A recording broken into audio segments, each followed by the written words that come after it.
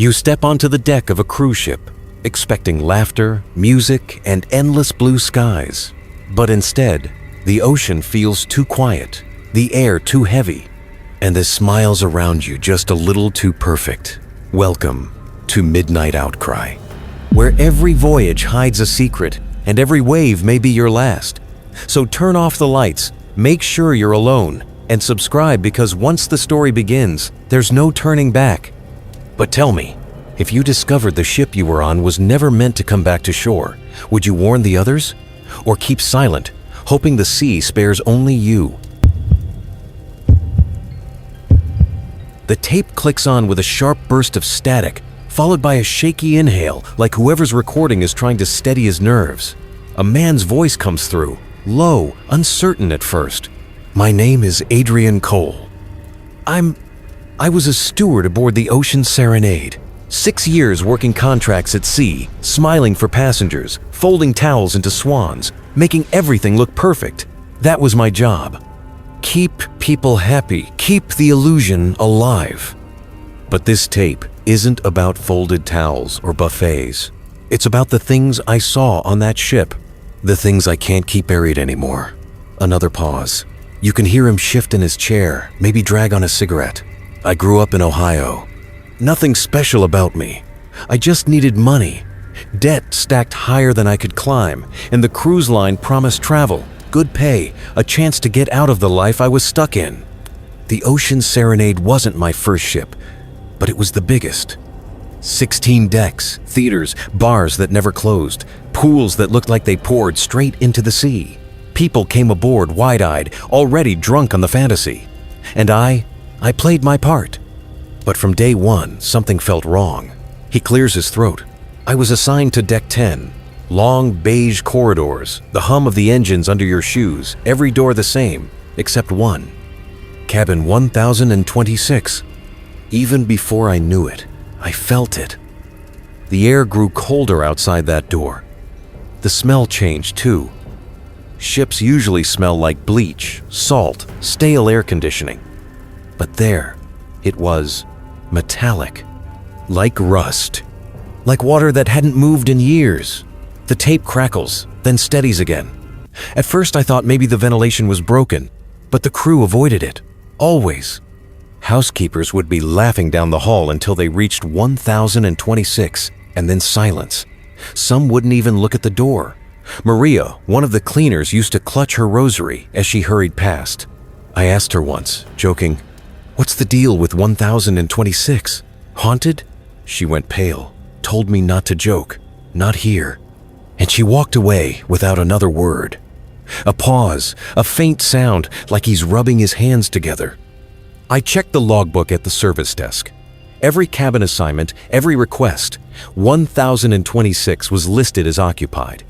A surname I didn't recognize. But I never saw anyone go in or out. Curtains drawn. Do not disturb, always hanging. But housekeeping still marked it service complete every single day. When I asked who cleaned it, they all denied it. Not me, not me. No one claimed it. Another long breath. The fourth night at sea, I was carrying leftover desserts back from the late buffet. The hall was empty, humming with the sound of the lights. That's when I heard it. A knock, sharp, deliberate. 3 raps, hollow, like knuckles on a coffin lid. I froze. It came again. Knock, knock, knock. My stomach dropped when I realized it was coming from inside 1026. And then I heard a voice. Low, muffled, pressed against the walls. It said, "Help me." He exhales sharply, shaky. I ran. I dropped the whole tray right there on the carpet, and I ran. Next morning I went back. The hallway was spotless. No smashed desserts, no chocolate stains on the carpet, nothing, like it had been erased. I told my supervisor, Carlos. He went pale, then told me flatly, "You didn't hear anything. If you like this job, you didn't hear a damn thing." And then he walked away. The voice lowers now, like he doesn't want anyone nearby to hear. After that, people started vanishing. A middle-aged woman in 624, her husband swore she'd gone missing. Her dresses were still in the closet, bag still zipped, shoes lined neatly under the bed. She never left. And then, neither did he. Security calmed him. Then suddenly he wasn't around either. And the logbook? It showed 624 had always been single occupancy. His name was gone, like it never existed. He shifts again, the mic catching the scrape of his chair. One night, I overheard two officers near the galley. One of them muttered, "Another offering already? We just had one." They saw me standing there and changed the subject like nothing had happened. But that word stuck with me. Offering. To who? To what? The voice trembles, grows quicker, like he's trying to get it all out. Later that week, I walked past the crew bar. The door was cracked. Inside, half a dozen crew were sitting in a circle, heads bowed, whispering in unison. A prayer, maybe, or something worse. When one of them noticed me, the door slammed shut. Next morning, not a single one of them would look me in the eye. That's when I knew. Whatever was happening on that ship, the crew was part of it. His breathing quickens, and for a few seconds, there's only static. The ship itself felt alive. At night, the walls groaned louder. The floor seemed to thrum under my feet. And always, that cabin, 1026, silent, watching. Until one night, the door wasn't shut. It was cracked open, just enough. And I swear to God, I saw an eye looking out at me. The tape cuts off with a loud click, then hisses back for a moment before dying completely. The tape hisses back to life, a shaky hand fumbling with the recorder. You can hear Adrian's breath, uneven, like he'd been running. I didn't sleep after that. How could I? Every time I closed my eyes, I saw that eye staring back at me through the crack in the door. It wasn't just looking, it was studying me, like it knew who I was, what I'd heard, what I'd seen. The next morning, I tried to tell myself I imagined it. Stress, fatigue. This job wears you down, right? But then passengers started acting strange. At breakfast, I overheard a couple whispering. The husband kept asking where his wife had gone, swearing she was supposed to meet him at the buffet. She never showed. His hands were trembling as he piled food on a plate for her anyway, like he was refusing to accept she was gone. By dinner, he was gone too. Just gone. People asked about him, but the crew, they just smiled and said, "Sir, you must be mistaken." He boarded alone, like it was rehearsed. There's a faint tap, tap, tap, as if Adrian's fingers are drumming against the recorder. I tried to keep busy. I told myself, don't linger in the hallways. Don't ask questions. But the ship, it wouldn't let me ignore it. That night, I was restocking linens when I heard voices coming from the service corridor behind the crew-only door. Low chanting, rising, and falling in rhythm. I leaned closer. The smell of seawater rushed out, heavy and rotten, though we were 12 decks above the ocean. Someone whispered a phrase over and over in a language I didn't know. I pressed my ear against the metal door. He stops, breath shuddering. The tape picks up the faintest sound in the background, like a thump, and then the chanting stopped. Dead silence. And from the other side, a whisper, not in English, not in Spanish, something guttural, scraping. I didn't understand the words, but I understood the meaning. They knew I was listening. I ran before the door opened. The recorder scratches as he shifts, maybe pacing. Passengers kept disappearing. But worse, others started changing. There was this teenage boy, traveling with his parents. He used to race around the pool deck, laughing, splashing. Then one day, he sat perfectly still in a deck chair for hours, staring at the horizon. Not moving, not blinking. His parents begged him to eat, to talk. Nothing, just staring. The next morning, 3 chairs were empty. Their family was gone. All trace erased from the manifest. A long silence. Then his voice lowers, almost a whisper. I checked 1026 again. The do not disturb sign was gone. The door was locked. But the temperature in the hall, I swear I saw my own breath fogging in the air. In the Caribbean, middle of July, my skin prickled like a freezer door had opened. And the sound scratching, faint, coming from inside. slow, deliberate, as if something was clawing at the walls, trying to get out. The tape hisses, then Adrian speaks faster, more frantic. I started writing everything down, names, cabin numbers, disappearances. But every morning my notes were gone, not misplaced, gone. My notebook would be empty, or the pages blank. Once, I woke up to find the word stop scrawled across the last page in thick black marker. I didn't write it. I don't even own a marker like that, and my cabin door had been locked from the inside all night. His breathing grows louder, shaky. I couldn't tell the passengers. Who would believe me? They'd call me crazy. The crew already looked at me different, like I'd seen too much. Some nights, I caught them watching me, not just glances, watching, smiling when they thought I wasn't looking. Then came the storm. No warning, no buildup, just black skies swallowing the horizon, waves rising like mountains. I've been through rough seas before, but this wasn't natural. The ocean roared like it was alive. Passengers screamed, glasses shattered in the dining hall, lights flickered until we were plunged into darkness. And in that darkness, I heard it knocks, not just from 1026, from every wall, every ceiling, hundreds of fists pounding, begging to be let out. The tape catches the sound of his ragged breathing, almost like sobbing. I saw a child clutching her mother's hand in the stairwell. Lightning lit their faces for a split second, and then the child wasn't a child anymore. Its eyes were black pits, its skin waterlogged and gray. The mother screamed, but when the lights flickered back on, she was alone. And then she wasn't there at all. He gulps audibly, trying to steady himself. During the storm, I passed the officer's lounge. The door was open just a crack. Inside, the captain and senior staff stood around a table, their hands joined. A map of the ocean spread out before them, symbols drawn over it in red ink. One of them was chanting, the others nodded solemnly. And then I heard the captain's voice. It must be enough to carry us through. Enough what? Enough who? That's when I knew the passengers weren't vanishing. They were being given. There's silence, just static for a few seconds. Then Adrian's voice, hoarse, almost broken. I should have quit. I should have jumped overboard and taken my chances with the sea. But I didn't, because something was waiting for me too. I could feel it. Cabin 1026 was breathing. The storm was feeding it. And I was next. The tape cuts again.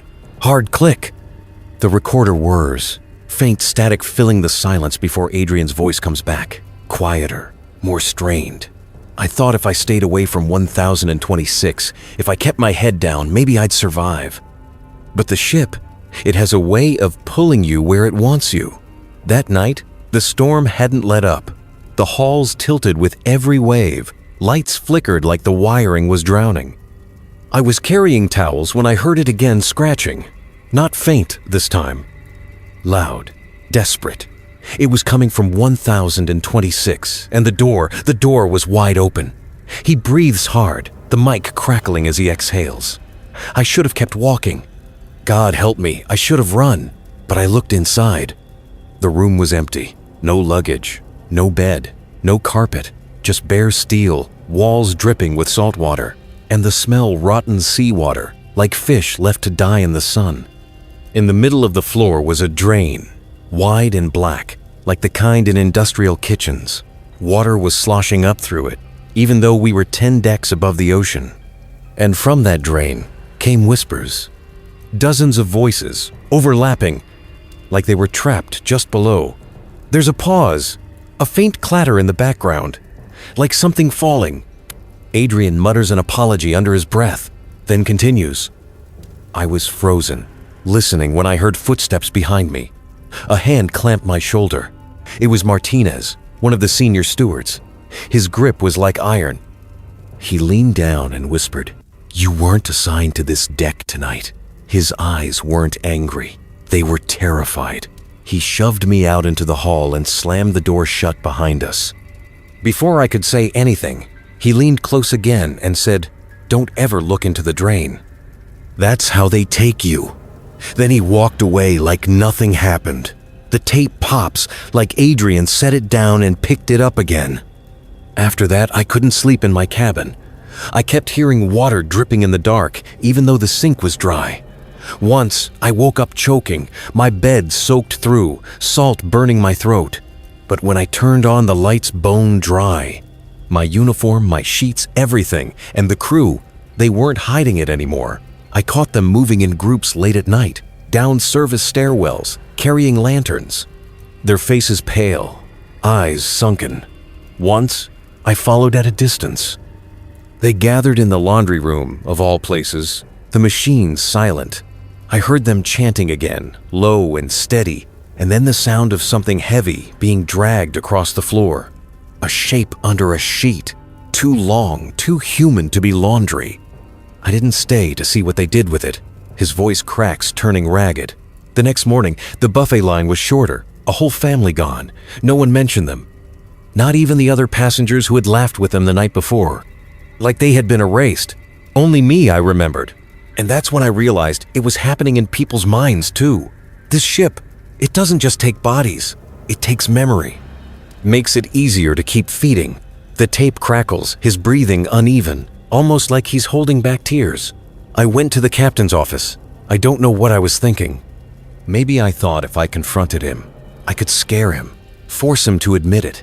But when I opened the door, he was waiting, like he'd been expecting me. His desk was bare, except for a single logbook.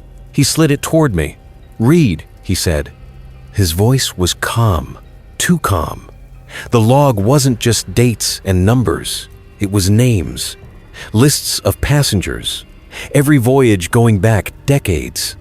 And next to some names, a symbol like a circle with jagged lines through it. I flipped through dozens, hundreds, thousands of names marked, whole families. And in the margins, words written over and over, "The sea must be paid." I looked up at him. He just smiled and said, "That's why we never sink." Static swallows his words for a moment, then his voice returns, trembling. I stumbled out of there, clutching that truth like poison in my veins. The ship was never meant for travel. It was meant for feeding. The sea takes, the ship survives, and the cycle repeats. But now, the storm wasn't stopping. It had been 3 days, 3 nights. Passengers whispered that maybe land had been forgotten, that maybe the world outside didn't exist anymore. And when I looked out at the horizon, they were right. No stars, no shoreline, just endless black water, swallowing us whole. The tape clicks, silence for a long moment. Then Adrian again whispering, "I think we've already left the world behind." The recorder picks up again, faint wind howling in the background like Adrian is sitting near an open vent. His voice is lower now, almost a whisper, as if afraid someone might hear. The storm wasn't just outside anymore, it was inside, in the walls, in the lights, everywhere. The passengers were restless, pacing the halls, whispering about land that never came. Some grew sick, skin pale, eyes bloodshot, coughing seawater into their hands. But the doctors kept smiling, kept saying it was just motion sickness, even as the smell of brine followed them everywhere. A long pause. You can hear Adrian's shallow breathing. Then he continues. "One night, I was woken by knocking. Not on my door, on the inside of the walls. Slow, hollow, like someone trapped inside the steel. I pressed my ear against it, and I swear I heard voices, begging, pleading, scratching. The ship was swallowing people into itself. I ran to the hallway. Others had heard it too. A woman in her bathrobe stood frozen, tears streaming down her face, muttering, 'That's my husband's voice.' But when I looked again, she wasn't there. Just her slippers, wet and dripping with salt. The static deepens for a moment, then clears. I couldn't take it anymore. I decided to confront Martinez. He was the only one who had shown me fear, not blind obedience. I found him in the crew mess, staring into his tea, hands shaking. I demanded answers. He looked at me for a long time before whispering, "This ship doesn't sail the ocean. It sails the offering." I asked him what that meant. He leaned in, voice cracking. "Every voyage, the sea takes what it's owed. We feed it, or it takes all of us. That's the bargain." Then, tears in his eyes, he added, "You were never supposed to hear the drain. That means it's already chosen you." The tape hisses. A chair scrapes in the background. Adrian sounds panicked now, words spilling fast. That night, I followed them again, the crew. This time, they didn't go to the laundry room. They went below deck, deeper than passengers were allowed, down to a door marked service only. The lock was broken like it had never worked. I slipped inside. The air was freezing, heavy with salt. The hallway led to a massive chamber. Pipes dripping, the floor slick with seawater. And in the center was a pit, a round, yawning hole lined with rusted iron. Black water churned below, though we were far above the ocean's surface. The crew gathered around it, chanting. Their voices were not their own anymore. And then they pushed someone in. A man, bound and gagged, thrashing in terror. I recognized him. He was the passenger who'd sat near me at dinner 3 nights ago. His screams echoed as he hit the water, and then, silence, only ripples.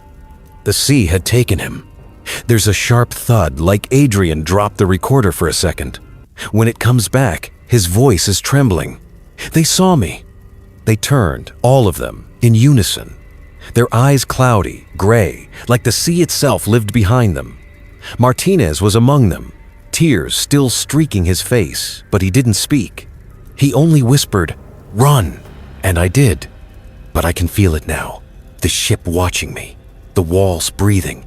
The storm outside isn't a storm, it's the sea itself, waiting. Hungry. A long silence, just static. Then, very faintly, almost too quiet to hear. If you're listening to this tape, the Oceanus has sailed again. Don't board it. Don't believe the brochures. This ship doesn't take you to paradise. It takes you to the offering. And once you're chosen, there's no way back. The tape clicks, dead air. Then, after several seconds of silent scratching, from inside the recorder itself. And a final whisper, not Adrian's voice this time. Something wet, gurgling, "We remember you now." Story 2. The ship's horn cut through the night like a warning. Even now, when I close my eyes, I can still hear it low, heavy, and far too mournful for what was supposed to be the start of a vacation. My name is Daniel Foster. I'm 34, a high school history teacher from Denver. After a tough-year divorce finalized, papers signed, and a house that suddenly felt much too big, I thought a cruise might fix something in me. 7 nights at sea. A round trip from Miami through the Caribbean. That was the plan. Sunshine, cocktails, crowded pools, maybe even a chance at feeling human again. Instead, what I got was, well, I still don't know how to explain it without sounding insane. The first day felt normal enough. Boarding was busy, the kind of organized chaos you expect at a port. I dragged my suitcase through security, smiled at the staff in crisp Navy uniforms, and followed the long lines of excited families and honeymoon couples. Everyone had that same light in their eyes, like we'd all left our problems behind on shore. The smell of salt and diesel fuel clung to the air, and the sheer size of the ship towering white decks stacked high into the sky made me feel small, but in a good way. My cabin was on deck 10, inside stateroom, compact but neat. Queen bed, a small TV, and the hum of the air conditioning that immediately swallowed the silence. I remember running my hand over the sheets and laughing to myself, "Temporary home," I muttered, as though saying it out loud would make it true. Dinner that night was in the grand dining hall. White tablecloths, chandeliers, waiters, moving like clockwork. I shared a table with a retired couple from Ohio, a family of 4 with 2 loud but cheerful kids, and a woman in her late 20s named Marissa, who said she worked in marketing. The food was fine roast chicken, mashed potatoes, cheesecake for dessert. Nothing out of the ordinary, until I noticed something strange about our waiter. He smiled the whole time, but it wasn't the kind of smile that reached the eyes. His skin was pale, paler than made sense, given we'd barely left port and his movements were too precise. He placed the breadbasket in the center of the table with mechanical grace, then turned and glided away. Not walked, glided. My brain told me it was just professionalism, but something about him made me uneasy. I didn't think much of it until later, when I went for a walk along the upper deck. The sea stretched out into a black void, waves breaking into froth against the hull.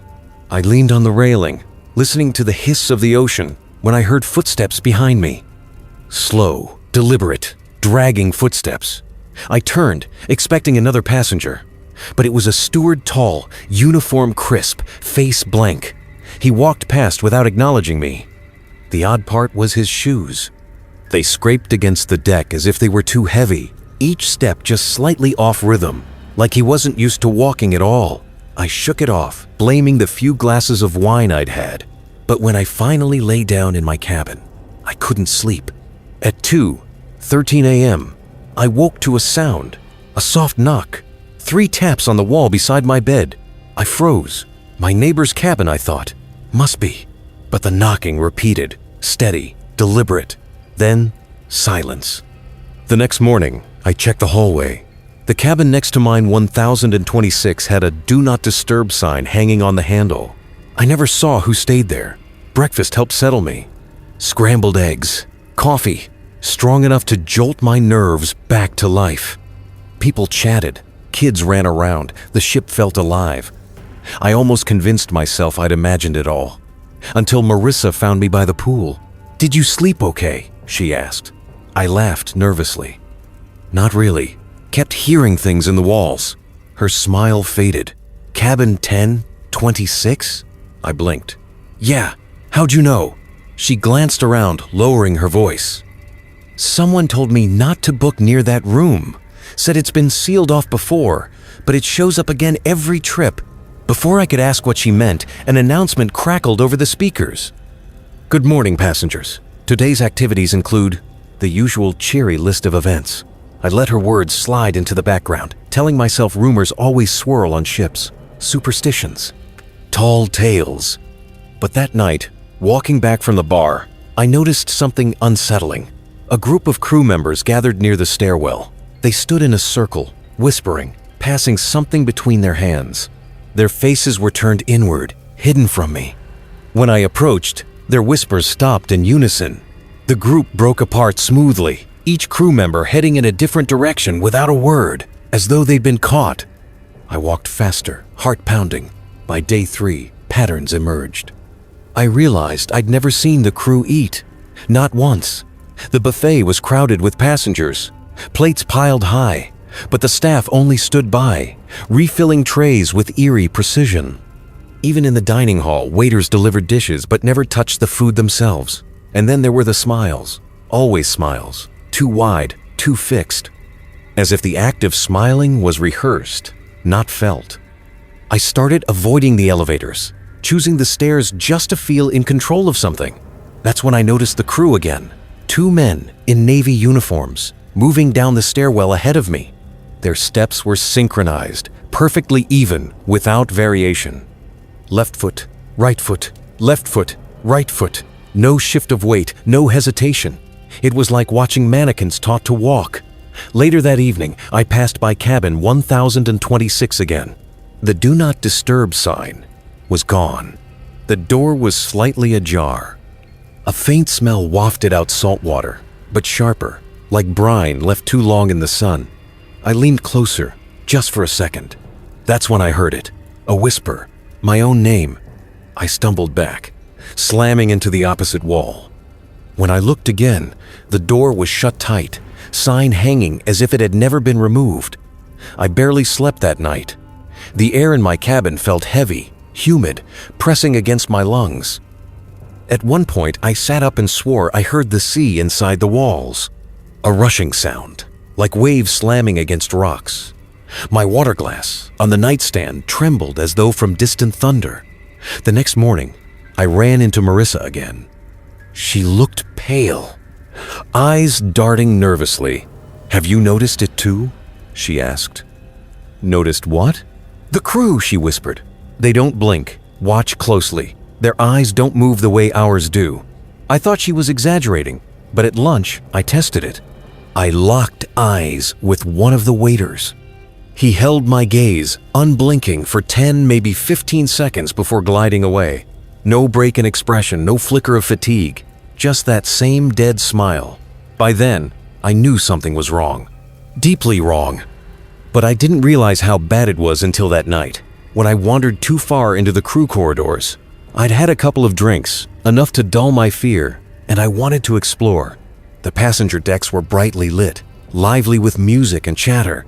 But just one level below, everything changed. The hallways were dim, narrow, and silent. No laughter, no music, only the hum of the ship's engines and the occasional drip of condensation. I turned a corner and froze.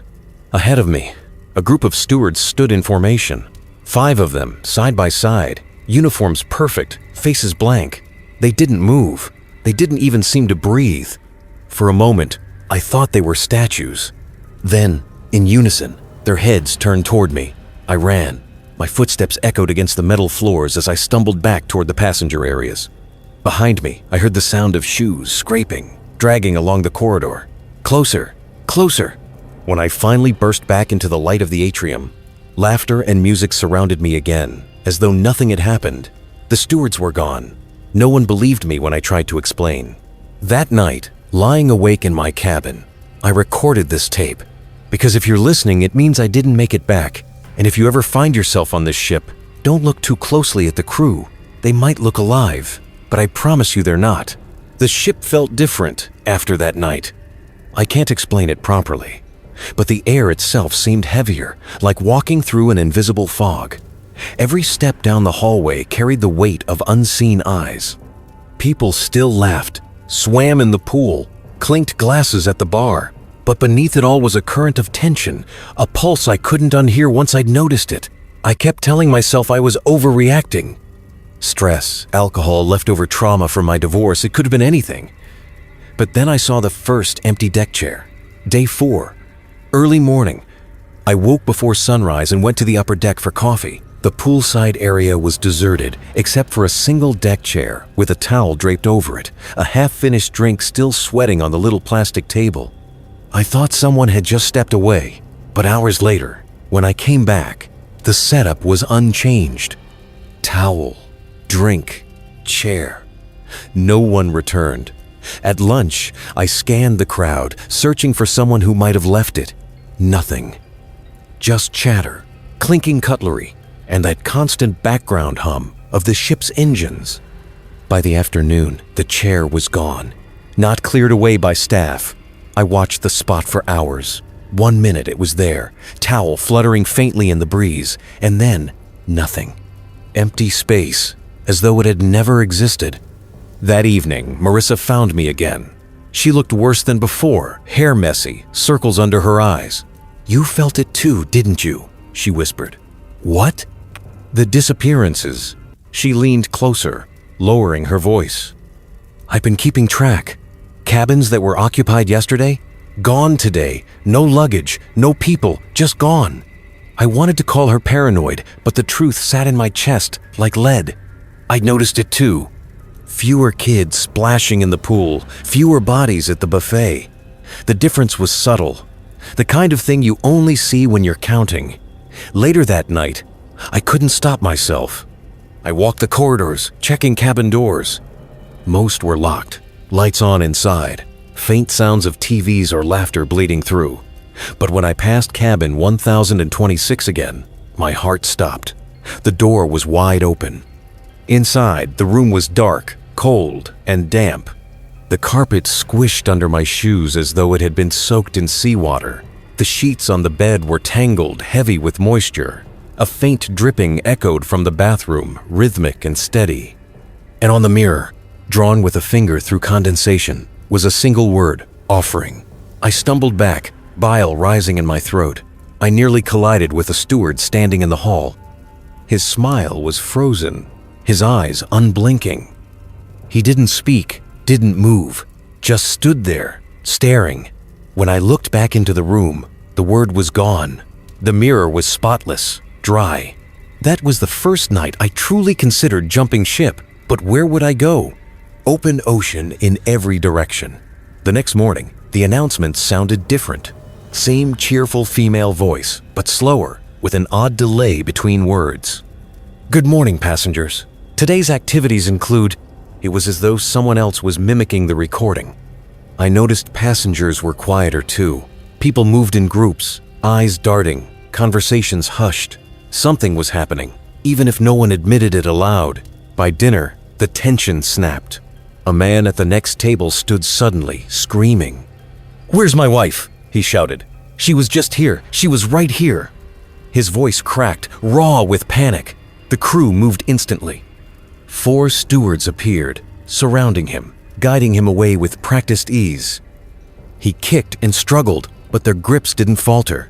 The strangest part? No one else reacted. The passengers went on eating, smiling nervously at one another, pretending nothing was wrong. Plates clattered, glasses clinked, conversation buzzed.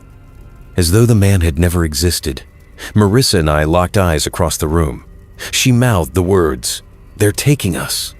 That night, I decided I needed answers. I waited until after midnight, when the decks were quiet, and slipped down into the crew areas again. This time, I moved slower, hugging the shadows, forcing myself to breathe through my nose. The metallic tang of salt and something sharper, copper, maybe blood, hung in the air. I found a stairwell that led deeper into the ship, further than passengers were ever meant to go. Pipes lined the walls, dripping steadily, the heat oppressive. At the bottom, I heard voices. I pressed myself against the wall and listened. Crew members stood in a circle, their words low and rhythmic, almost like chanting. My skin crawled. One of them held something, a glass jar, filled with what looked like seawater. Inside it floated a scrap of cloth, dark with stains I didn't want to identify. Another voice, deeper, stronger, rose above the rest. Another offering. "The sea takes what it claims." The group responded in unison, a whisper carried like a wave. "The sea takes what it claims." I must have made a noise, shifted my foot, scraped the wall, because suddenly, all heads turned in my direction. I ran. I don't remember how I made it back to my cabin. My chest burned, my legs felt like lead, and I swear the corridors stretched longer than they should have, twisting in impossible ways. When I slammed the door behind me, I locked it twice, shoved the dresser against it, and collapsed on the bed. That's when I realized something horrifying. My cabin phone was off the hook. I hadn't touched it, and through the static, I heard a whisper. My name. I didn't sleep that night. Every time I closed my eyes, I imagined the phone whispering again, or the mirror in 1026 with that single word scrawled across it. The hum of the ship's engines became something else in the darkness, like a low growl beneath my bed. By morning, I was hollowed out from exhaustion, nerves stretched too thin. I dragged myself to the breakfast hall, desperate to see something normal. The buffet was there. Eggs, pancakes, toast, but fewer people. Much fewer. At first I thought maybe I was imagining it, that people were just sleeping in. But the dining hall was half empty. Chairs pulled out, plates stacked neatly, but no bodies filling the space. No laughter, no kids running between tables. I asked a server where everyone was. His smile didn't reach his eyes. "Plenty of passengers," he said flatly. "Plenty." Then he repeated it again, the exact same intonation, as if his words had been pre-recorded. Something snapped in me. I couldn't keep walking around pretending this was just a vacation gone wrong. I went looking for Marissa. I found her on the aft deck, staring out at the water with a notebook in her lap. She'd been writing lists, cabin numbers, crossed out names, question marks. Her hands were shaking. "They're taking more," she said without looking at me. "Whole families now. Cabin 908, cabin 1000, 112, gone overnight." I sat beside her, forcing myself not to look at the sea. It was too calm, too glassy, as though it were watching us back. "Where are they going?" I asked. She closed the notebook slowly, meeting my eyes. "The sea takes what it claims." My blood ran cold. "You heard them too?" She nodded. "Down below. There's a room." She wouldn't say more, but I didn't need her to. I'd seen it myself.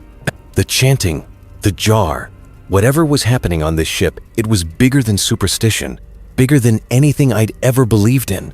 That afternoon, I noticed something stranger. I recognized a passenger middle-aged man, Hawaiian shirt, baseball cap.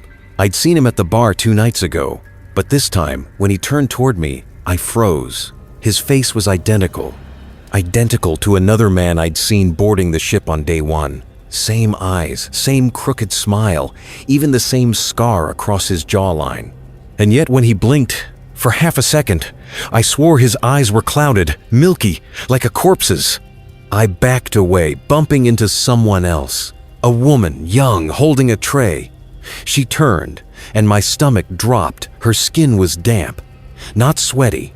Damp, like she'd just stepped from the ocean, fully clothed. She gave me a stiff smile, water dripping from the corner of her mouth, and walked past without a word. By evening, I couldn't breathe. The ship had become a floating mausoleum, filled with bodies that weren't right. People were vanishing, and the ones who stayed weren't human. That night, I made a mistake. I followed the sound, a faint, dragging noise outside my cabin door. Slow, heavy, like something being hauled across the floor. I cracked the door open and peeked out. Down the hall, I saw two stewards carrying a body, a passenger, limp, arms dangling, head lolling. They carried him like he weighed nothing, though his feet scraped along the carpet, leaving a faint, dark smear behind. I couldn't help myself. I followed them. Heart in my throat, legs trembling, I trailed them down the crew stairs, deeper and deeper, into the belly of the ship. They entered a steel door marked Authorized Personnel Only. I waited until it clicked shut, then pressed my ear against it. Voices. Many of them. A low, rolling chant, words indistinguishable except for one phrase, repeating again and again. The sea takes what it claims. I forced the door open, just a crack, just enough to see. Inside was a cavernous chamber, lit by swaying bulbs that buzzed faintly. The crew stood in a circle, uniforms damp and clinging, skin pale and slick. In the center was a pool, an actual pool, built into the floor, filled not with chlorinated water, but seawater, dark, heaving, alive. They lowered the passenger into it. His body hit the surface with barely a splash. He didn't sink. He didn't float. He was simply gone, swallowed instantly. And then the water rippled. Something stirred beneath the surface. Something vast. I must have gasped because heads snapped toward me, dozens of eyes locking on mine at once. Blank, cloudy, inhuman eyes. The door swung open. I ran.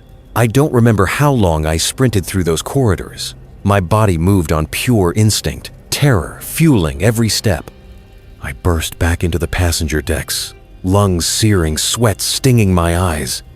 But when I stopped, doubled over and shaking, I realized something horrifying. I was no longer on the same floor I'd started from. The hallway stretched endlessly in both directions, lined with doors numbered in ways that made no sense. 1026, 908, 1112, repeating over and over. I turned around. The corridor behind me was gone. Only darkness remained. I don't know how long I wandered that hallway. Time didn't feel right anymore. Every few steps I passed the same numbers, 1026, 908, 1112 over and over again, the brass plates gleaming as if freshly polished. Sometimes I'd hear faint whispers behind the doors, sometimes scratching. Once I heard my own name, muffled, as if someone on the other side was calling me in my mother's voice. I stopped opening the doors after the third time, because the third one I opened didn't lead to a cabin. It led to the ocean. Black, endless water roaring just inches from the threshold. Salt spray soaking my face. When I slammed it shut, the whispering laughter followed me down the corridor. I must have blacked out, because when I came to, I was back on the upper decks. Passengers milled about like nothing was wrong, laughing, drinking, playing cards. But their laughter was brittle, their movements stiff, as if their joints didn't quite bend the way they should. And then I saw her. Marissa, sitting alone at the bar, the notebook open in front of her. I rushed over, desperate, clinging to the last shred of sanity. "You saw it too," I whispered. She looked at me slowly, and the moment her eyes met mine, my heart dropped. They were cloudy, milky, just like the others. "I told you," she said softly. "The sea takes what it claims." I staggered back, The bartender polished a glass with hands that dripped seawater onto the counter. The band struck up a song, cheerful, jaunty, but their instruments made no sound, just the faint echo of waves crashing. I ran again, shoving past them, tearing down stairwells and passageways until I burst into the lower decks. That's when I found the captain. He stood in a narrow steel room, facing a porthole that looked directly out into the endless Black Sea. His back was rigid, hands clasped behind him. Without turning, he spoke. "You weren't meant to see it." My throat was dry. "What are you doing to them?"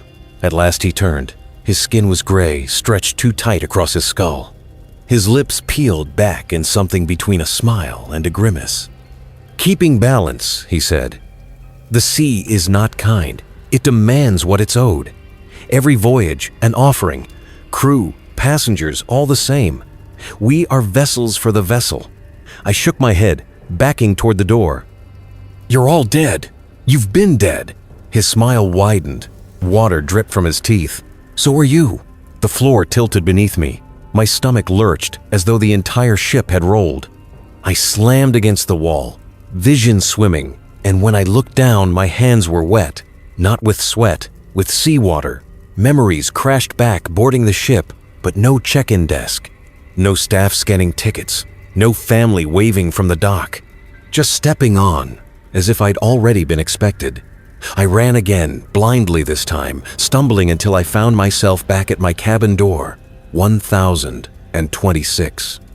The number glowed faintly, as though carved into my skull. Inside, the mirror waited. And in its glass, I didn't see my reflection. I saw a body floating in dark water, eyes wide, mouth slack, hair drifting weightlessly around a pale face. My own face. The phone rang. I picked it up with shaking hands. The voice on the other end was my own, whispering, repeating, "The sea takes what it claims." Story 3. I shouldn't be alive to tell you this. Every night since I stepped off that ship, I've heard the ocean pounding outside my window, even though I live in Colorado, hundreds of miles from the sea. Sometimes, when I wake at 3 a.m., I can smell salt water filling the room, and I hear footsteps dragging across my hardwood floor. My name's Ethan Cole. I'm a paramedic, 32 years old, and when this all happened, I thought I needed a break from death. After months of pulling bodies from wrecked cars and trying to keep overdosed teenagers breathing, I booked a 7-day Caribbean cruise. Sunshine, cocktails, swimming pools. I thought it'd numb me long enough to feel human again. The first day was everything brochures promised. A sprawling buffet, gleaming white decks, a pool that shimmered under neon lights when the sun went down. Families laughed, couples danced. The air tasted like sunscreen and grilled steak.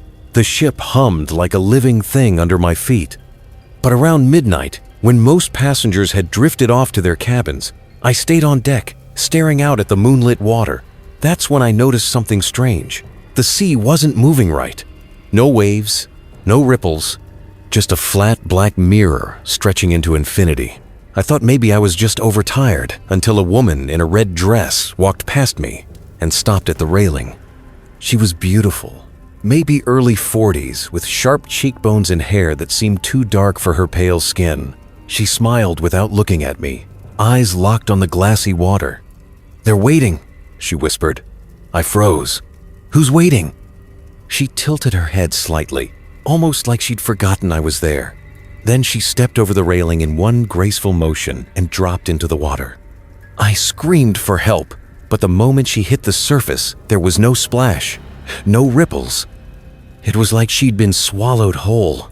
When crew rushed over with flashlights, they looked at me with blank faces, like I was wasting their time. "No one was here," one of them said. "Maybe you've had too much to drink," but I hadn't had a drop. The next morning, I checked the passenger list at the front desk. I didn't know her name, but I described her to the clerk. He typed for a long time, then shook his head. "We don't have anyone like that on board. That was the first lie." By day 2, I started to notice the same thing repeating. People I'd met smiling at dinner, chatting at the bar would vanish. Their cabins would be stripped clean as though they'd never been occupied. The crew pretended not to remember them. Other passengers looked uneasy when I brought it up, eyes darting toward the crew before they excused themselves. The strangest moment came at breakfast. A little boy was crying at the buffet because he couldn't find his mom. His voice cut sharp through the cheerful clatter of dishes. I went to help, but before I reached him, a crew member knelt down, pressed a hand to the boy's shoulder, and whispered something in his ear. The boy stopped crying instantly. His face went slack. He walked calmly away, straight toward the stairwell that led below. Deck passengers weren't allowed there. I tried to follow, but another crewman blocked my path, smiling too wide. "Crew only," he said. That night, I decided I'd start recording everything. My phone, my voice, whatever I could, because I realized no one wanted these stories told. And if I disappeared like the others, maybe someone would find my words. But even as I speak this into the recorder now, I can hear the sea pounding outside my cabin window, and we're hundreds of miles from the nearest coast. I barely slept that night. Every time my eyelids shut, I saw that woman in the red dress stepping into the black, motionless sea. No splash, no scream, just gone. By morning, my sheets were damp with sweat, and my chest felt like someone had been sitting on it. I tried convincing myself I was imagining things. Stress, exhaustion, too many night shifts before the trip. But as soon as I walked onto the breakfast deck, the atmosphere told me otherwise. Something was off. There were fewer people, noticeably fewer. Yesterday, every table had been crowded, laughter bouncing across the room. Today, there were empty seats, whole sections cleared as if passengers had decided to vanish at the same time. Nobody seemed to talk about it. They ate quietly, eyes fixed on their plates.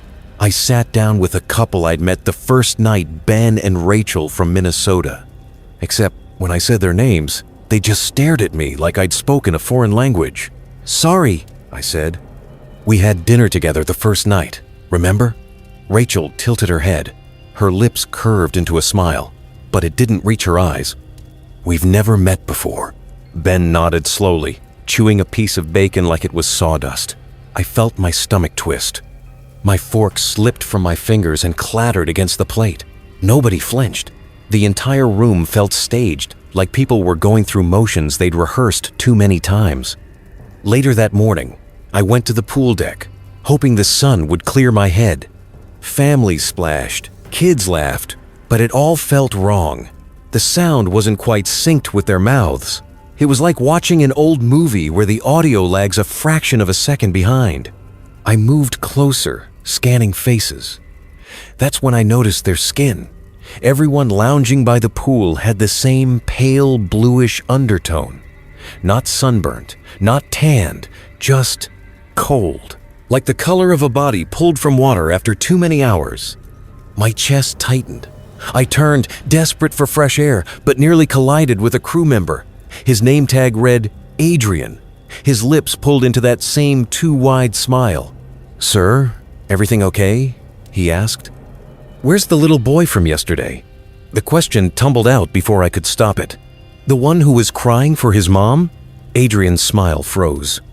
His eyes flicked over my shoulder toward the pool, then back to me. "What little boy?" he said. My blood ran cold. That night, I started wandering the ship alone. I told myself I'd map it out, look for patterns, figure out where people were going. Around midnight, the corridors grew quieter, emptier. The lights dimmed, buzzing faintly like tired insects. On the 6th floor, outside cabin 604, I stopped. I hadn't noticed that cabin before. The door looked older, paint slightly chipped, brass number dulled by fingerprints. I pressed my ear against it. At first, silence, then faint whispers. Dozens of voices speaking at once, layered, muffled, like a crowd chanting underwater. My throat went dry. I knocked. The voices stopped instantly. The door creaked open 2 inches on its own. Darkness spilled out. I don't know what possessed me, but I pushed it wider. The cabin was empty. No furniture, no bed, nothing but a damp smell, like algae clinging to wood. The carpet squelched under my shoes. I lifted my phone flashlight and froze. The walls were covered in wet handprints. Small ones, large ones, smeared all over, dripping like they just pressed against the surface. A cold draft swept past me, carrying the faint scent of seawater. My light flickered. I turned back toward the door, and it had shut. The whispers returned, louder now, all around me. I stumbled backward, slamming into the wall. The handprints looked fresher, wet stains glistening in my beam. My chest heaved. My heart hammered so loud I thought the voices might hear it. Suddenly, the door burst open. A crew member stood there, eyes blank, smile plastered on his face. He didn't move, didn't blink, just stared. "You shouldn't be here," he said softly. His voice wasn't his. It was layered, distorted, like several voices speaking at once. I ran. I didn't stop until I slammed my cabin door shut, chest heaving, sweat dripping down my temples. My recorder was still running on the nightstand. My shaking hand reached for it, pressing stop. Listening back, my breath caught. Because, in the recording, layered under my own panicked voice, I heard the whispers. And clear as day, in the last 2 seconds, a woman's voice, sharp, close, whispering into the mic, "Ethan, join us below. I didn't tell anyone what happened in cabin 604. Who would believe me?" Every time I tried to bring something up, the crew's faces went blank, and the other passengers acted like I was speaking gibberish. By the third night, the ship felt like a coffin drifting in endless water. I walked the decks during the day, watching people vanish, literally vanish. One moment, an old man was leaning on the railing, book in hand. I glanced down to tie my shoe, looked back up, and he was gone. No sound, no splash, just gone. I rushed over, staring at the sea below. Nothing. The surface didn't even ripple. When I turned around, a little girl was standing there. Same girl I'd seen crying days earlier. Except this time, her eyes weren't wet. They were wide and hollow. "You shouldn't look too closely," she whispered. Her voice was flat, too mature for her age. Then she walked away, weaving between families that didn't even glance at her. That night, I went looking for answers. The lower decks were restricted, but curiosity burned hotter than fear. I waited until a group of staff disappeared down a stairwell, then slipped in behind them. The smell hit me first. Damp, salty, metallic. The air felt heavier, pressing into my lungs. I crept down narrow halls, pipes dripping overhead, until I heard it. Voices. They were chanting, low, rhythmic, rising and falling like waves. I edged closer, pressing myself against the wall. Through a crack in the door, I saw them. Crew members, dozens of them, standing in a circle around a massive drain in the floor. They held hands, swaying in unison, eyes closed. Water leaked up through the grate, pulsing like it was alive. The chanting grew louder. I pulled out my recorder, hands shaking, trying not to drop it. Then the captain stepped into view. Captain Harris. The man who greeted us so warmly on the first day, with his deep voice and reassuring smile. But now, his eyes were rolled back, only the whites visible. He raised his arms, voice booming over the others. "Another offering will calm the depths. Another will keep us sailing." The crew repeated in unison. My skin crawled. I stumbled backward, heart pounding in my ears. My shoulder hit a loose pipe, and it clanged against the wall. The chanting stopped. Silence. Then every head turned toward the door. I ran. Footsteps thundered behind me, slapping against the wet metal floor. I didn't dare look back. My lungs burned. My legs screamed. But I kept going, up the stairwell, bursting through the door onto the passenger deck. It was silent. Too silent. Not a single passenger in sight. The pool was empty. The bar abandoned. Chairs overturned like everyone had just fled at once. My chest heaved. I spun around, searching, calling out, but only my voice echoed back. Then I saw them. At the far end of the deck, standing perfectly still in neat rows, the passengers, dozens of them, silent, unblinking, faces pale, lips blue, dripping water onto the deck. Their clothes clung wet to their skin, even though the air was dry.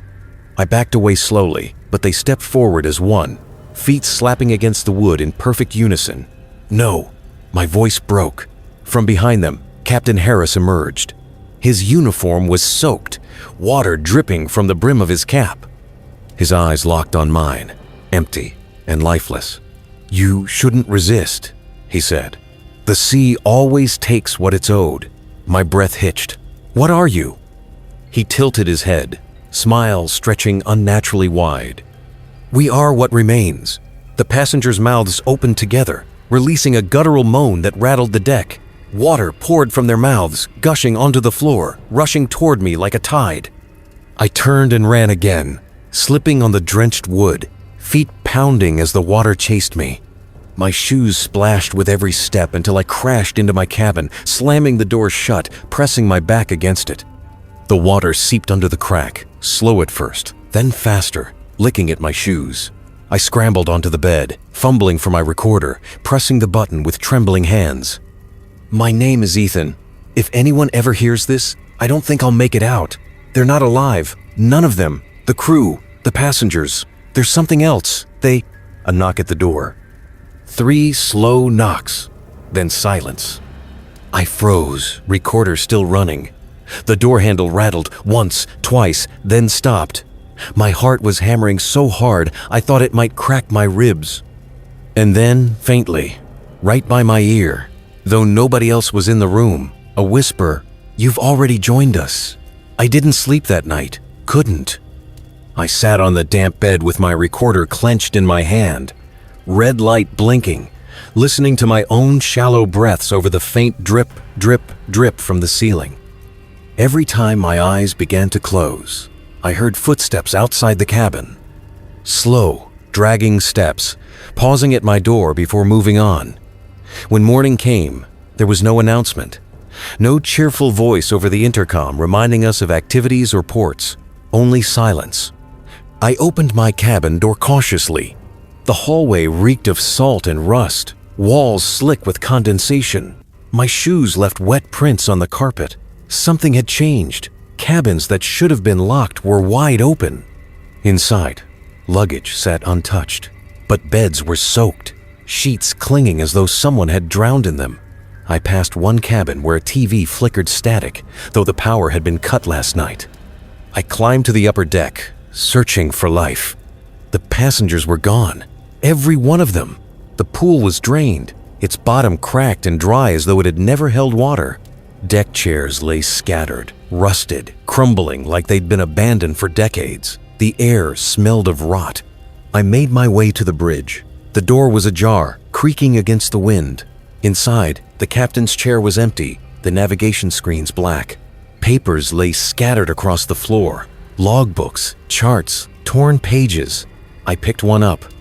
The handwriting was jagged, frantic. "We must give them more. The sea doesn't forget. It will reclaim us if we don't feed it." Another page. "Passengers don't notice until it's too late. Their memories wash away with the tide." The last entry chilled me most. I can't remember when we left port. I can't remember if we ever had.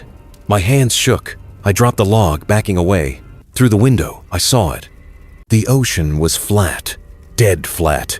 Not a ripple, not a wave, stretching endless and gray under a motionless sky. No horizon, no sun, just endless, nothing. I stumbled back, nearly tripping over a body. It was the little girl. She lay on the floor of the bridge, hair soaked, eyes wide open. Her lips moved, barely whispering. I bent down, straining to hear. "You'll forget too," she croaked. Her chest didn't rise. She wasn't breathing. Yet the whisper kept coming. I bolted, running down stairwells, through corridors, searching for anyone, anything human. My mind screamed for an explanation, some shred of reality to hold on to. Then I saw them. The crew, lined up in the dining hall, standing behind the buffet as if frozen mid-shift. Plates in their hands, eyes lifeless, mouths open slightly. Water streamed down their faces, dripping into the food. The smell of rot hit me so hard I gagged. One of them twitched. Slowly, in unison, every head turned toward me. "Join us," they said together. Their voices were layered, like dozens speaking at once underwater. I ran again. My lungs burned, my legs heavy as though the air itself resisted me. I burst onto the main deck. Heart hammering and froze. The passengers were there, hundreds of them, standing at the railings, staring silently into the dead ocean. Their clothes hung in tatters, skin gray, fingers raw and peeling. Some had ropes still tied around their wrists, seaweed tangled in their hair. It hit me all at once. These weren't passengers. Not anymore. Maybe not ever. They turned in unison, faces blank, eyes black pits that reflected nothing. The captain stepped forward, his voice low, calm, like he was reassuring a child. "Ethan, you've always been with us." No, my throat was raw. "I just boarded. I was on vacation. I bought a ticket. The memories slipped. My words caught in my mouth. When had I boarded? What port? What date? I couldn't remember. Images flashed boarding passes, luggage, crowds on the dock. But the details blurred, faces melting, buildings dissolving. Had there ever been a port? The captain extended his hand. His skin dripped seawater, his fingers pale and bloated. "The sea takes what it's owed. You've been chosen. You were always chosen." My recorder slipped from my grip, clattering to the deck. The red light blinked as it captured my ragged breathing, my choked gasps. The passengers closed in, silent, their wet footsteps slapping against the wood. The air reeked of brine and decay. My knees buckled.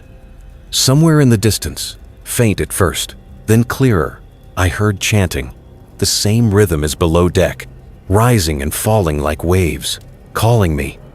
I wanted to scream, to fight, but my voice died in my throat. The sea was inside me now, pulling, drowning from within. The last thing I felt was cold water filling my lungs as invisible hands dragged me down into the endless dark. When my vision blurred, I saw my reflection in the water pooling at my feet. It wasn't me anymore. It was one of them. The recorder lay where I dropped it, still blinking, still recording empty static over the sound of the chanting. If someone ever finds it, maybe they'll hear me. Maybe they'll hear how the sea doesn't let go. Story 4. If you're listening to this tape, it means the ship came back. God help you if you're on it. My name's Aaron. I was a steward on the Marina Belle, a mid-sized cruise liner that made week-long trips out of Miami. I'd worked at sea for 3 years before this voyage. I thought I'd seen everything: drunken, passengers, fights, storms, even a man overboard once. But nothing prepared me for what I saw that week. I didn't sign up for this. None of us did. The company didn't exactly warn us about what really happens when the Belle sets sail, but I can't hold it inside anymore. My conscience won't let me. The voyage began like any other. Bright blue skies, tourists snapping photos, drinks flowing before we even left port. I helped check passengers into their cabins, carrying luggage, smiling through the usual complaints rooms too small, air too cold, buffet line too long.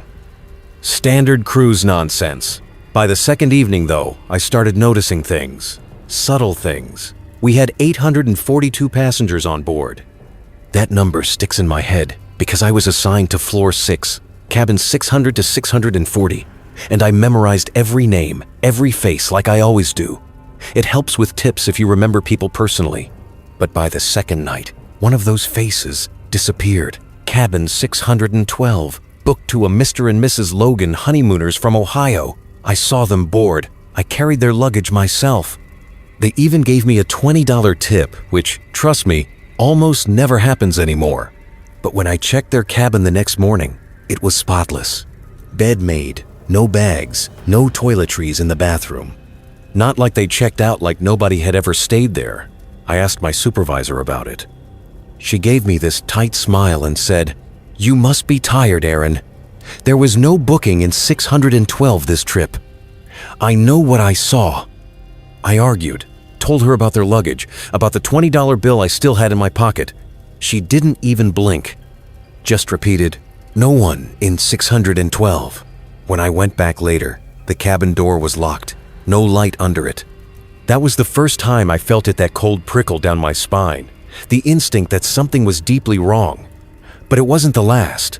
By the fourth night, the disappearances spread. Another couple I'd spoken to at dinner gone. Their table empty the next night. their names scrubbed off the seating chart like they'd never been there. Crew stopped acknowledging them entirely. Every time it happened, I tried to talk about it. Every time, I got the same rehearsed answer. "You must be mistaken, Aaron." I wasn't mistaken. Then came the storm. It hit on the 5th night. No warning, no buildup. One moment, the sea was calm, moonlit, and glassy. The next, the horizon cracked with lightning, waves slamming against the hull hard enough to rattle dishes off the shelves. Passengers panicked. Kids cried in the corridors. People screamed when the lights flickered out.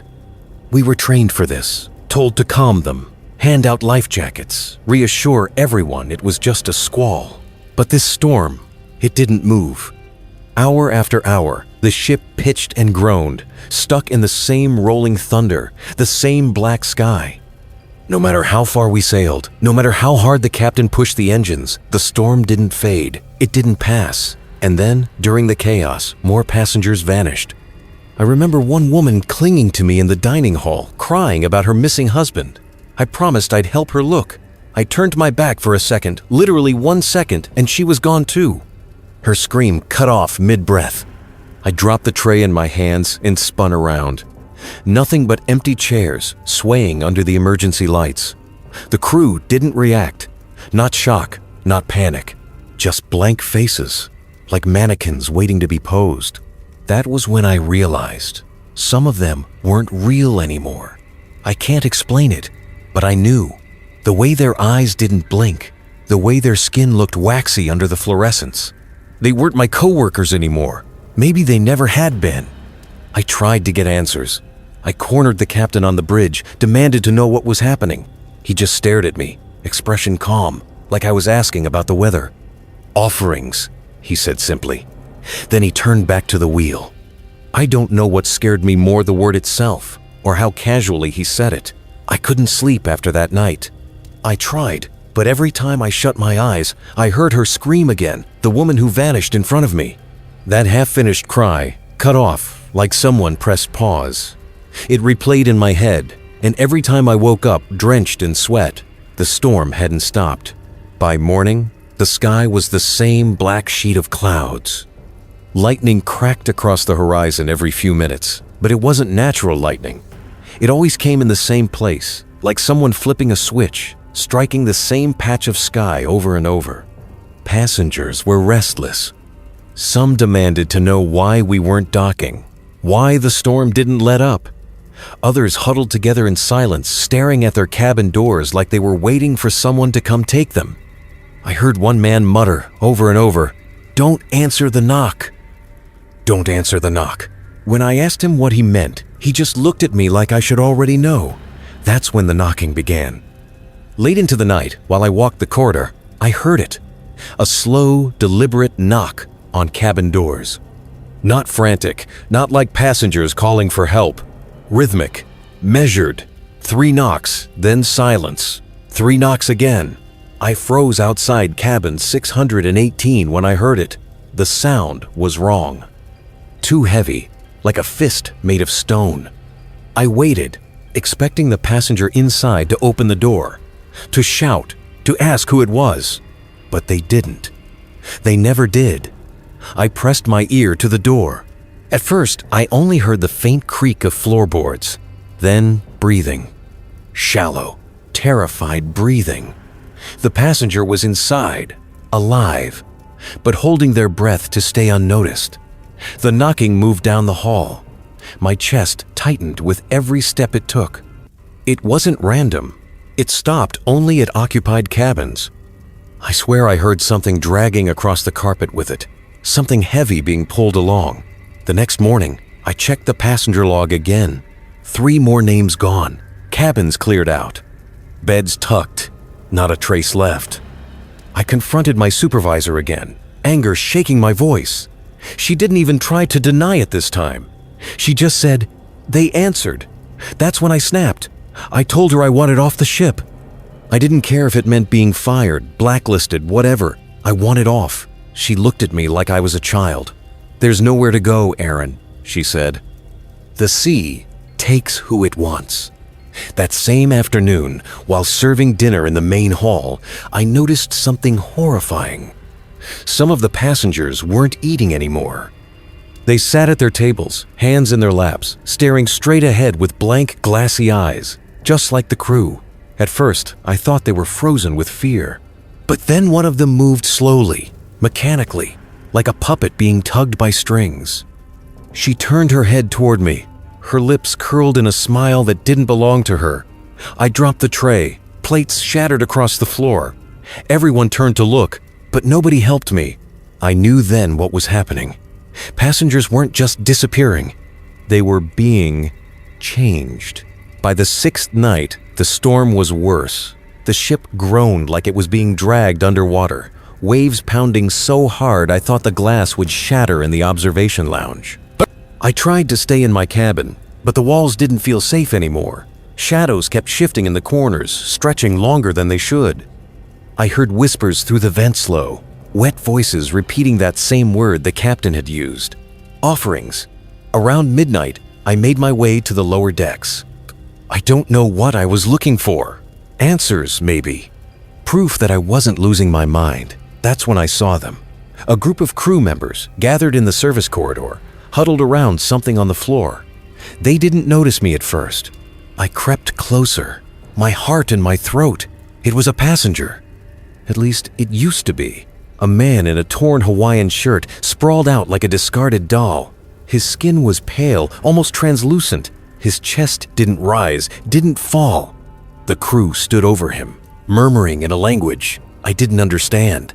Their voices rose and fell in unison, like chanting. One of them reached down, pressed their hand flat against the man's chest, and when they pulled it away, the body melted. I mean it like wax under a flame. His skin sagged, bones bending, until nothing remained but a puddle of gray sludge soaking into the carpet. I couldn't move, couldn't breathe. My supervisor turned then, and her eyes locked on me. "You shouldn't be here, Aaron," she said softly. The others turned too, their faces expressionless, their eyes empty. I ran. I don't even remember how I made it back to my cabin. My shoes were slick with that gray residue, smeared across the carpet of the hallway. I locked the door, shoved a chair against it, sat there shaking until morning. When I woke, the chair was moved, and there was a folded note on my pillow. It had one word written in neat, careful handwriting. Next. I didn't tell anyone about the note. Who would I even tell? The passengers were vanishing faster now. Every morning, more empty tables at breakfast, more neatly tucked beds with no one sleeping in them. And the ones still here, they were changing. That blank, glassy stare spreading through the crowd like a disease. I tried to convince myself that I was imagining it, that maybe stress and lack of sleep were making me see things. But the note was real. I kept it folded in my pocket, its single word burning through the paper. Next. On the seventh night, the knocking came again, louder this time. Not just 3 knocks this time, it went on, hammering, shaking the doors, rattling the hinges. I stayed in my cabin, gripping the chair I'd wedged under the handle, praying it wouldn't reach me. I heard footsteps outside, slow and heavy. They stopped at my door. The knocking started. 3 knocks. Pause. 3 more. I held my breath. My heart was slamming against my ribs. Then, a whisper slipped through the crack between the door and the frame. My name. Aaron. I almost broke. I almost answered. But something deep inside me screamed not to. I stayed frozen until the footsteps dragged away, fading into silence. The next morning, 3 more passengers gone. That's when I decided I couldn't stay passive anymore. I needed answers. If the crew wouldn't give them, I'd take them myself. I skipped my duties, slipped away to the restricted sections of the lower decks. I knew I'd be caught if anyone saw me, but I couldn't care. The storm made the walls tremble, pipes groaning like they might burst. That's where I found the room. A metal door, unmarked, at the very bottom of the ship. The air around it was freezing, colder than any part of the vessel I'd been in before. My breath came out in a pale cloud. The door wasn't locked. Inside was a chamber, lit only by flickering lanterns nailed into the walls. And in the center, an altar. I don't know what else to call it. A slab of dark stone, slick with seawater. symbols carved into it, spiraling lines that seemed to move if I stared too long. And laid across the slab, I swallowed hard. It was a passenger, or what was left of one. Their body was limp, their chests sunken in, skin gray like the others I'd seen. But their mouth was open in a silent scream, as if they'd been frozen in the moment of death. I staggered back, bile rising in my throat. My foot knocked over something, an old, leather-bound book resting on the floor. Its cover was stained, its pages warped by damp. I picked it up with shaking hands. It was a log, not of this cruise, not even of this ship. But voyage after voyage, going back decades, the handwriting changed, but the entries were all the same. Storm continues, the sea demands, 3 taken, 5 nights gone. More offerings needed. Crew maintained order, passengers unaware. Over and over, the same words, the same ritual, different dates, different names. Then I saw one entry that froze my blood. It wasn't written in ink. It was scratched into the page, letters gouged deep. The crew are already dead. We serve until the sea takes us. The book slipped from my hands. It fell open to a page that wasn't blank. Not anymore. Fresh ink bled across the paper, curling into words right in front of me. Aaron, offering. The lantern sputtered. I heard footsteps behind me. When I turned, the captain stood in the doorway. His face was calm, but his eyes, God, his eyes were empty, like 2 pieces of glass. "You've seen too much," he said. His voice wasn't angry. It wasn't even human. It was the deep, hollow sound of waves crashing far below the surface. I ran. I don't remember how I made it back to the passenger decks. My lungs burned. My legs felt like they'd give out, but somehow I got back to my cabin and locked myself inside. I sat in the corner, shaking, clutching the book. My hands stank of seawater. My uniform soaked, though I hadn't been near the rain. And then I realized something. The names in the book, the ones listed as taken, I remembered them. Faces of passengers who'd vanished this week. I flipped through the pages again, desperate, searching. And then I found it. My own name, written not once, but many times. Each entry the same, Aaron, next offering. I didn't sleep that night. I couldn't. Every time I closed my eyes, I saw the logbook, the altar, the gray faces of the passengers I'd once laughed with at dinner. And always that word burned behind my eyelids, offering.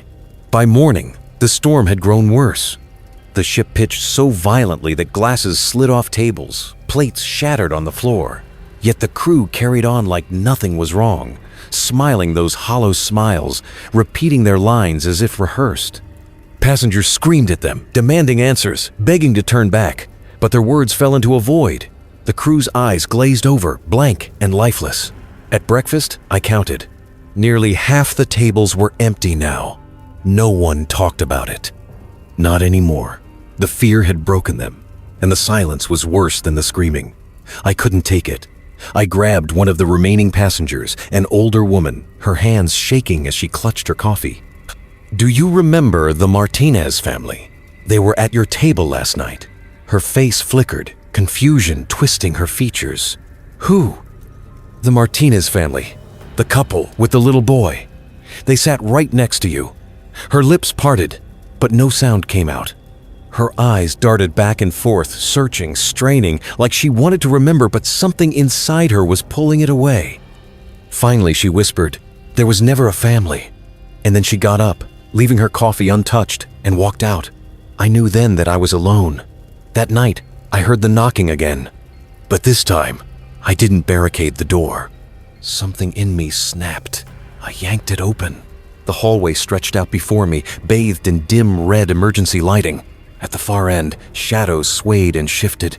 I heard footsteps, dragging and uneven. And then, one by one, they stepped into view. The passengers who'd vanished. Their skin was gray, eyes sunken, lips cracked. But they weren't dead, not completely. They moved like puppets, jerked forward by invisible strings, their mouths half open in silent screams. At their head was the little boy, the Martinez kid. His eyes locked on mine, and he lifted a trembling hand, pointing straight at me. "You're next!" I stumbled back, slammed the door, but it was useless. The words weren't his voice. They were inside my head. By the time morning came, I knew I had to try something, anything to escape. I'd seen the lifeboats lashed to the upper deck. Even in the storm, it had to be safer than this. I waited until the crew was distracted, herding the remaining passengers into the dining hall. Their smiles were wider now, stretched too far, like masks tearing at the edges. I ran. My footsteps pounded against the metal stairs, the wind howling around me. Rain slashed at my skin like knives. The ocean churned, black and endless, swallowing the horizon. When I reached the lifeboats, I saw they weren't real. They looked solid at a glance, but up close, God, they were wrong. Half-formed, their edges blurred, ropes fading into nothingness. My hands passed right through them, like trying to grab smoke. The storm roared, laughter echoing in the thunder. Not human laughter, deep, guttural, like the sea itself was mocking me. I collapsed to my knees, soaked and broken, and that's when I saw him. The captain standing at the bow, his coat whipping in the wind. He raised his hand, and the storm seemed to obey. The waves parted around him, towering walls of water frozen in place, waiting. His voice carried across the deck, low and unearthly. The sea remembers, Aaron. You serve now, as we all do. The water surged forward. It wasn't just waves, it was hands. Countless hands made of black water, reaching, clawing, dragging me toward the edge. I screamed, clinging to the railing, but my fingers slipped. I fell, but I didn't hit the water. I hit a bed, my bed, cabin 212. The room was dry, the lights were on. For a moment, I thought I dreamed it all. But then I saw the logbook, lying open on the desk. Fresh ink bled across the page, curling into new words. Aaron, taken. I stumbled to the mirror, desperate to see myself. And that's when the last piece fell into place. The face staring back at me wasn't mine anymore. My skin was gray, my lips cracked, my eyes empty glass. A knock sounded at my door. 3 slow knocks. I didn't resist. I stood, smoothed my uniform, and opened it. The captain was waiting. He smiled, and I smiled back, because I understood now. The storm never ends. The ship never docks. And the crew never leaves. And tonight, when the new passengers board, I'll be there to greet them. Welcome aboard.